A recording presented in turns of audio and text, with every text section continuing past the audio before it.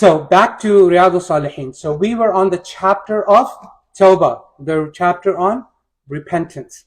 And we talked about what is actually the sincere repentance that you repent to Allah subhanahu, and it's a niyyah. Repentance is a niyyah, right? It's not necessarily something you need to utter, right? Something you need to say.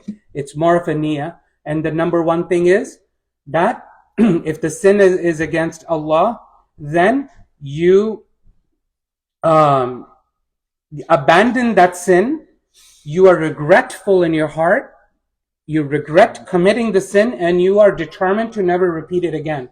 If those three things are combined, then your tawbah is may be accepted. Obviously, we don't know, right? But we have to have belief in our heart that Allah subhanahu wa ta'ala, I did tawbah, Allah subhanahu wa ta'ala has accepted my tawbah, and you move on. Because Allah subhanahu wa ta'ala doesn't want us to be people who are constantly anxious about whether Allah has forgiven us. But we need to constantly think Allah has not forgiven us, and we need to continue to do good. But Allah subhanahu wa ta'ala is all merciful. So we always, good Muslims, we are not hopeless all the time, nor are we fearful all the time. There is always a balance of hope and fear. And we will study this inshallah in Minhaj al-Qasidin and other books that are here that will talk about how good Muslims, they balance hope and fear. And those are the two wings of the bird. And if we're the bird, those are the two wings that we fly with. And our head is constantly focused on taqwa.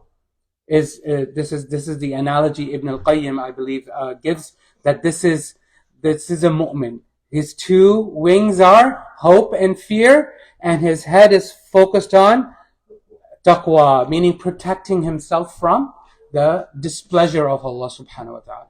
That's what taqwa means. Protecting yourself from the displeasure of Allah subhanahu wa ta'ala. Okay. And we also learned, just to remind you, so if you sin against Allah subhanahu wa ta'ala, meaning you skipped a salah, right? What are sins against Allah? Allah's commands come and you disobey those commands. So that's a sin against Allah. So what are the three things we need to do? We abandon that sin, we are regretful, and we determine never to repeat it again. But if the sin is with people, you hurt somebody's feelings. As today's khutbah Sheikh, he described, if you slandered somebody, if you did namima, or if you backbit somebody and you did ghiba, for example, those are major sins. Yes, there's sins against Allah, because Allah said don't do ghiba and namima, but you also ended up hurting people. So if you ended up hurting people, the only way you can make that up is how you ask forgiveness from the person.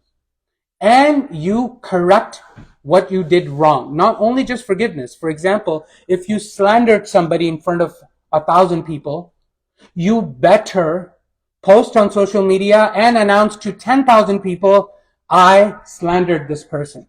Otherwise, your tawbah is not accepted.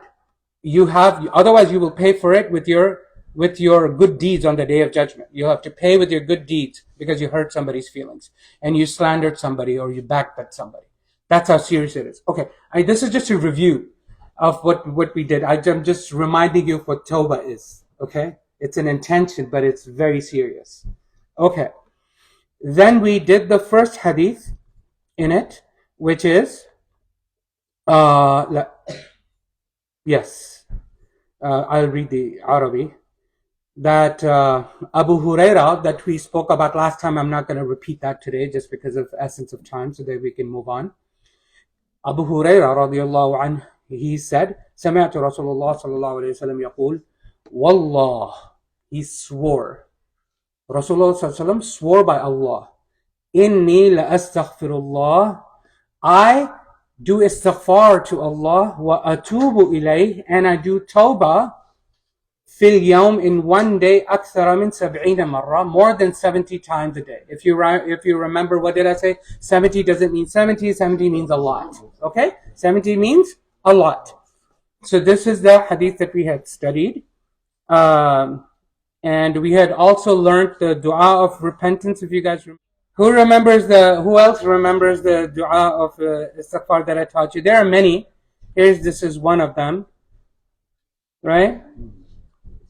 Astaghfirullah. Remember I told you it's part of, Ayatul Kursi? You say Astaghfirullah al-Azim alladhi la ilaha illa huwa al-Hayyul Qayyum wa atubu ilayh. Okay. The reason this is beautiful, this dua, of course, it's beautiful because it is from Rasulullah sallallahu alaihi wasallam. He said this in a Hasan hadith in here, but it combines istighfar and tawbah. Number one. Number two, it uses the beautiful names of Allah subhanahu wa ta'ala. You don't just say astaghfirullah, right? Because that doesn't carry the beauty. That doesn't have the tawbah component to it. It's just istighfar. But this one combines istighfar, tawbah, beautiful names of Allah subhanahu wa ta'ala. Astaghfirullah al-Azim. I seek forgiveness from the Supreme Allah, the one, La ilaha illa huwa al-Hayyul Qayyum. It has two other beautiful names, Al-Hayy, Al-Qayyum, wa atubu ilayh. So Rasulullah sallallahu alayhi wa sallam said, if someone said this, even if they escaped the battlefield, basically, you can understand it, even if they committed a major sin, they will be forgiven if they say this. So this is what we learned last time.